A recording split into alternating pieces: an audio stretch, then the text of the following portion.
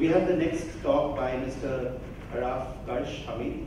He's co-founder CTO of MetaMagic Global. He'll be talking on blockchain technology and HyperLedger. Can we have his presentation on the screen, please?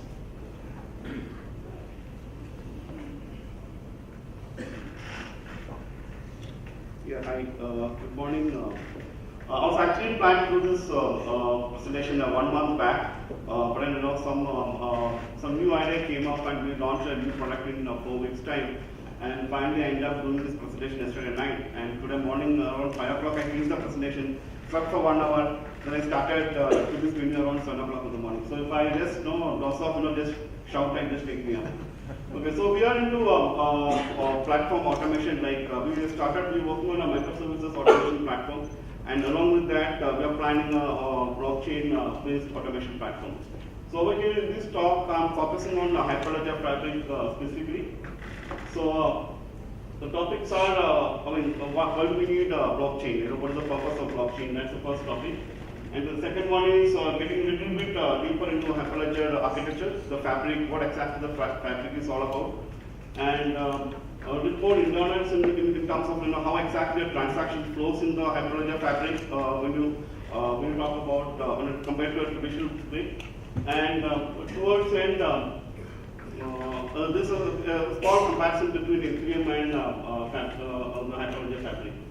So let me start with the problem statement. So Raji was talking about the reason why blockchain is there. A lot of enterprises when they work together, a lot of enterprises their applications are in silos. So the huge amount of time is being spent on on the documentation part and everything. And if there's a problem and there's the reconciliation problem, then all those things takes a huge amount of time. It takes a huge amount of cost. So that's a typical scenario where you have customers, merchants, banks, regulators, insurers, auditors, everybody working in different systems, and there's a huge amount of time taken to reconcile everything and all those stuff. So how does blockchain solve this problem? So here the issue is it's very expensive. The entire process is very expensive. It's vulnerable, and it's a completely inefficient process.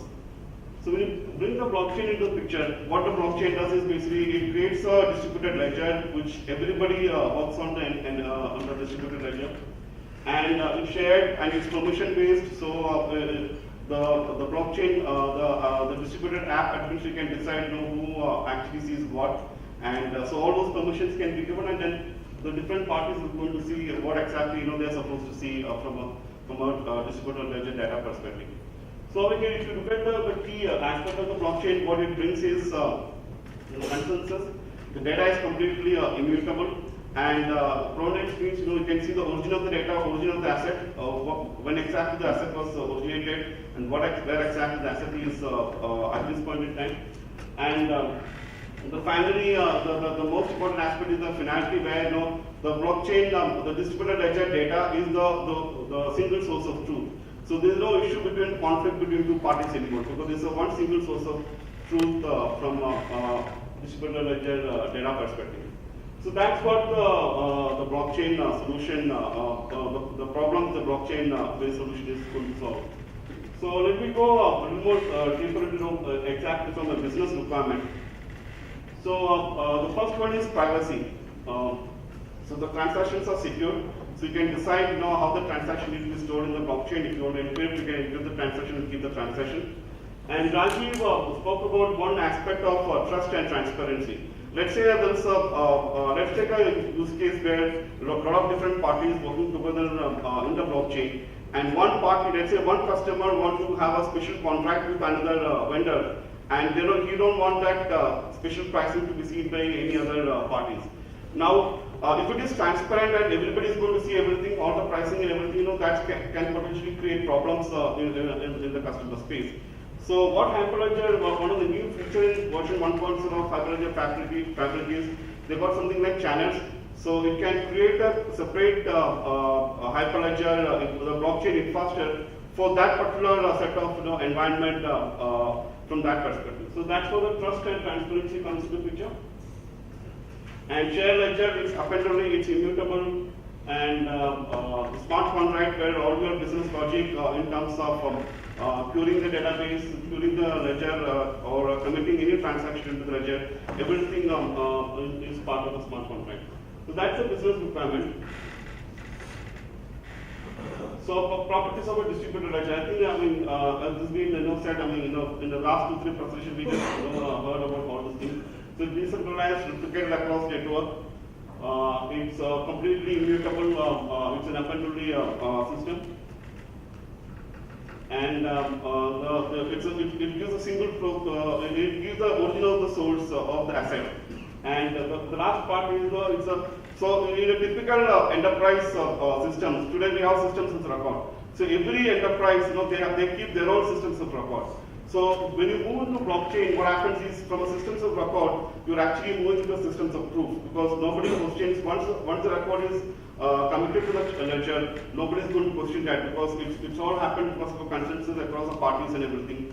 So from systems of record of individual corporate, it becomes a systems of proof for all the enterprises who is working on that particular ledger.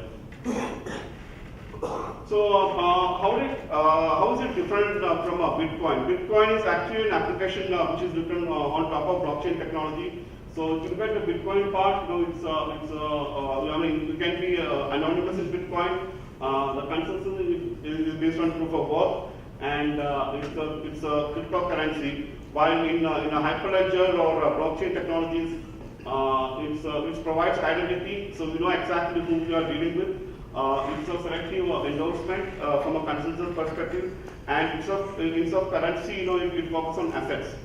So that's where the HyperLedger Fabric, it's different from the concept of how the Bitcoin is implemented. Okay, so the key Fabric features, it's private and it's permission based. It's got member service provider, that's another feature. So every member who's coming into the blockchain HyperLedger needs to be agreed upon by all the parties. So that's what the membership service is supported. And the consent mechanism can be switched in and out. So it's a completely pluggable and module-based system. And the most important aspect of it is ability to create channels. So that just came out in the 1.0 version of the, and that's most interesting part from a HyperLedger Fabric 1.0 perspective. So the other key features are identity management. It gives a complete set of identities to all the parties coming in, and you can decide what's the roles for that party, what exactly it can do. Can it commit the transaction, or it can view the transaction? So all those kinds of roles you can give from identity perspective. Then privacy and confidentiality. So that's where the channels comes into picture. Then efficient processing, because the way I'll explain this a little bit more in another diagram where a lot of components are there in the diagram. Why the HyperLedger Fabric has got a very efficient processing. And chain code functionality, that's where the smart contract. So what you heard about here about smart contract is actually chain code in HyperLedger. And today it's written in Go language, so the chain code you have to write in Go language. Okay, so it's a typical HyperLedger network over here. So you have a lot of different parties coming into the picture. There's something called peer, which actually works on committing to the database, the ledger, or reading data from the ledger. So that's what the peer is all about. And order and certificate authority are two different components available in the entire ledger family.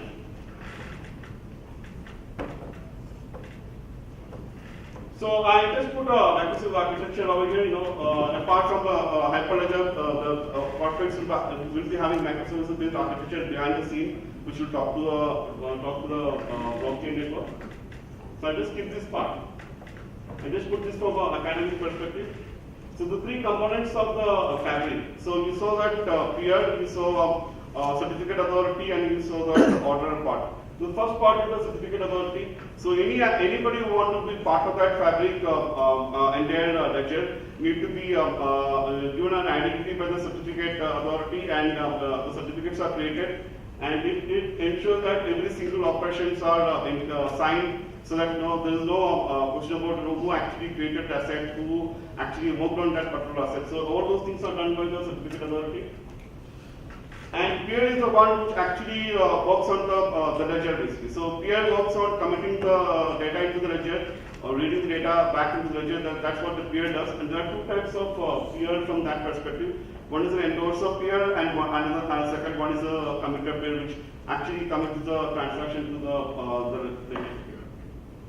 And orderer one, it collects data from all those peers across the network. And what the orderer does is, it doesn't go into any transaction verification from that perspective, but it will do certain amount of policy validation. For example, if your policy says that this particular transaction needs to be validated or endorsed by all the peers in the network, then orderer will check that part and then see, if that transaction is endorsed by all the peers. If it is not endorsed, then it will reject the transaction. So that's what the orderer will do. And apart from that, orderer will, the basic idea for orderer is, but from a channel perspective, we will order all the transactions, create the blocks, and then finally send it back to the peers to actually do the commit. So that's what the orderer does. Now, because of all these different modules coming up, and order can be scaled based on Kafka behind the scene, and your peer can, a number of peers across the network. And because of this modular nature of the HyperLedger Fabric, that's why the processing is highly efficient, and you can have a pretty good scalability from that perspective. That's the three components of Fabric. Okay, so apart from that, there are a lot of other things when you get into the HyperLedger from the first thing is asset. So anything what you do with the HyperLedger, you talk about asset. The asset can be your products, it can be any of those things we just got a value attached to it. So that's the first part when you actually get into the Fabric. The next part is the chain code. Okay, what exactly this asset is supposed to do, right? What kind of logic in business rules is valid for this asset? Like, how can the asset be changed, or how can the asset be removed? Or so all those business logic will be going into the chain code part in HyperLedger. Then the entire ledger behind the scenes. So the ledger in Fabric, there are two aspects of the ledger. One is your transaction log. That's actually your blockchain part of that. And the second part of the ledger is it's called a world state. So that's the second part of the ledger. Okay. And like I said, the HyperLedger they introduced the channels over here. So every channel will have its own private ledgers. It will have its own parties working on that. So when you look at the channel perspective, what channel is basically, it's completely it's like you're creating a subnet on your network. So you create a completely different channel altogether, and you decide who can participate in the channel. And the channel will be completely separate with its own ledgers and its own activities around it. Yeah, so this is all about peers validating the transaction against the endorsements and endorsement policies. I know there's a lot of text in this, so I'll move on to some other slides which will have some more graphics from that perspective. Okay, so this is what fascinated me in HyperLedger. This particular version is this is the one, the channels. So you can create a complete set of subnets or a complete instance of HyperLedger between specific parties and programmatically created using the SDKs available on the HyperLedger. So that's the most interesting aspect. And this is something completely unique across all the solutions right now. Only Fabric has got this particular feature available.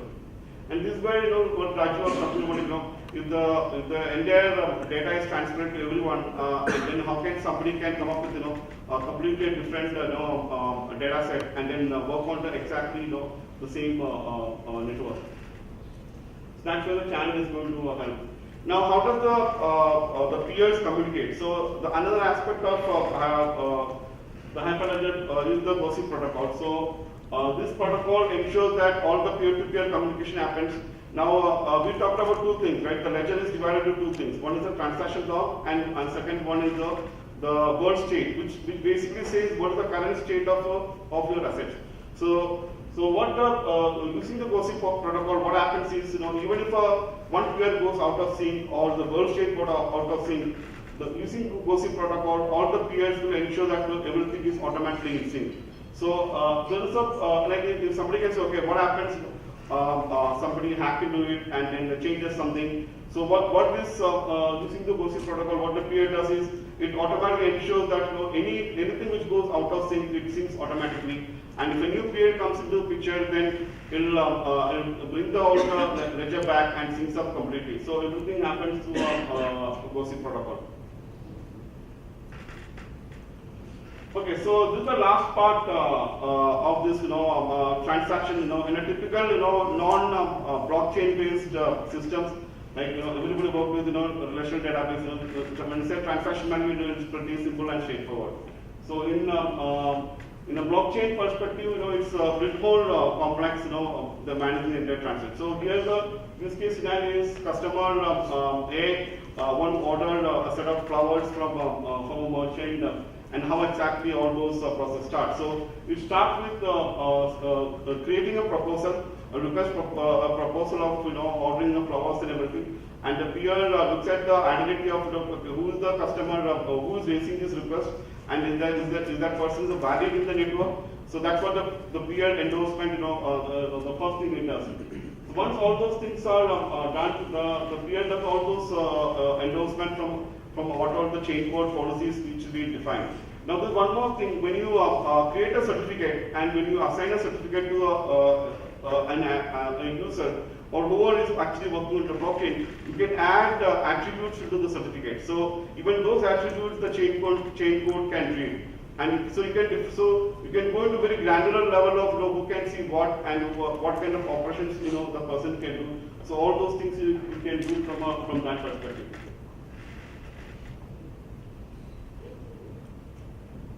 So once the endorsing is once it's validated, the next part the peer will does is what the peer will do, it will simulate the actual transaction committing process, and what it creates is basically, so you have an asset and the asset is moving from, let's say, A to B, and then there's some changes happening.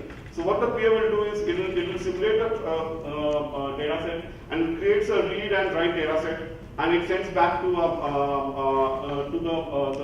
the client, which is being called this thing. So that's what the execute part is all about. And it signs the proposal, and once the party gets this one, it checks further, it's all endorsed and it's all signed and all those things are happened. And once this transaction, all those things are checked, then it sends the data back to the ordering the order. So order is the one which actually takes this data, see the endorsement, what are the policies for this particular transaction. Okay, the policy says, okay, this transaction should be endorsed by A, B, C peers. Then it will check whether all those peers endorsement is there in this particular transaction section. Once order knows that okay, everything is done, everything is perfect, then it will create the block, the actual block which can contain a number of transactions. So now let's say for some reason one particular transaction is invalid. So even if it is invalid, you still go into the block saying that the transaction is marked as invalid, and then the block will be sent to the peers, and the peers will finally complete the transaction. So validation, the order will send all the peers will get the entire block from the ordering server, and the peers finally will commit. So that's the time the ledger gets updated. So that's the entire transaction flow in a Fabric environment. So right from how the endorsement happens, how the validations happen, how the peers will create the blocks, and so there are certain aspects when you actually work on this part. Like for example, when you want to create a transaction block, and if you give very high number to create a, you say okay, my block should contain 10,000 records or 10,000 transactions, and then if you should go take a huge amount of time to come up to 10,000 records, then you could have performance issues. So you need to literally figure out what exactly is use case scenario, how many transactions you are going to generate per second, right? And what should be your block size, And in case if the transaction didn't match up to the count, then you need to commit the blocks in between. So all those things you can configure from a Fabric perspective. So that's what the transaction flow is all about. So that's basically a comparison between Ethereum and HyperLedger Fabric. Ethereum is focused on from a currency perspective, and HyperLedger is completely focused on from an asset perspective. So end of the day, what's the benefit? So the benefit is a huge amount of time is saved because now there's no reconciliation requirement across enterprises. So every enterprises there is a single source of truth. So no issues, no data discrepancy, no issues, anything like that. So increased trust because everybody knows exactly who's there in the network.